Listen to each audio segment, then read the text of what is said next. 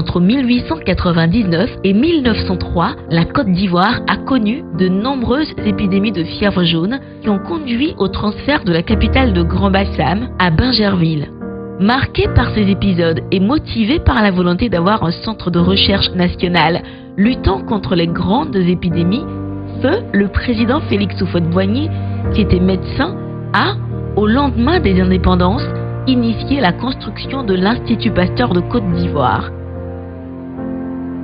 Inauguré en 1972, l'Institut Pasteur de Côte d'Ivoire a intégré en 1978 le réseau international des Instituts Pasteur. L'Institut Pasteur de Côte d'Ivoire est un établissement public national à caractère industriel et commercial.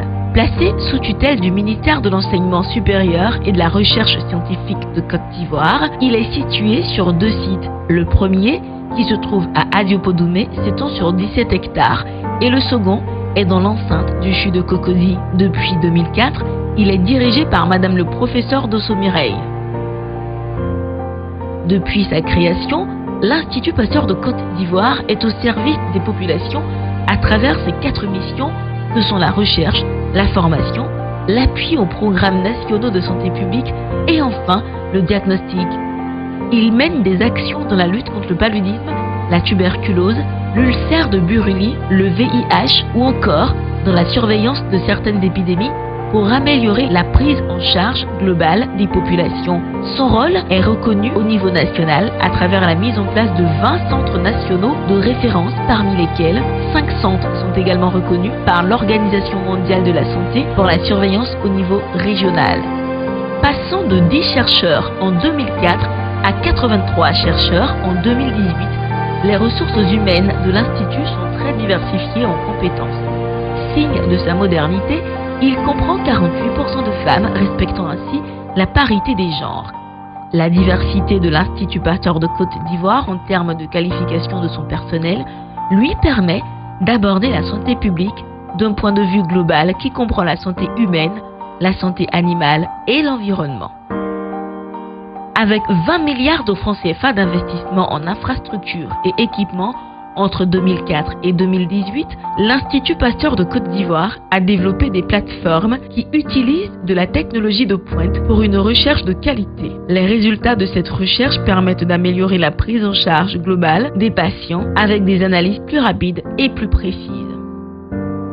L'Institut Pasteur de Côte d'Ivoire doit devenir un institut performant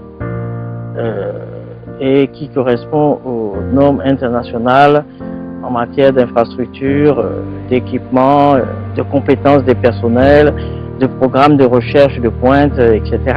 Plus vous avez une institution qui fait de la recherche de pointe, plus votre population va avoir des diagnostics, n'est-ce pas, et in fine des prises en charge à moindre coût et très adaptées notamment aux problèmes de société. Tout ce qui est fait, ou tout ce qui devra être fait, c'est pour les populations. C'est-à-dire que il faut offrir tout ce qu'on peut offrir en termes de diagnostic, en termes de surveillance, en termes de formation à nos populations. Guidé par son dynamisme et fort de ses acquis, l'Institut Pasteur de Côte d'Ivoire continue son développement à travers la réalisation de projets ambitieux. Pour faciliter la recherche et aider à la conservation du patrimoine biologique national, un investissement de 2,5 milliards de francs CFA a été réalisé pour la mise en place du centre de ressources biologiques. Ce centre commence à héberger les échantillons venant de tous les pays membres de la communauté économique des États de l'Afrique de l'Ouest pour étudier les pathogènes à haut risque tels que les virus Ebola, Lassa, Crimée-Congo. Un centre d'étude des pathogènes à risque infectieux sévère est en construction.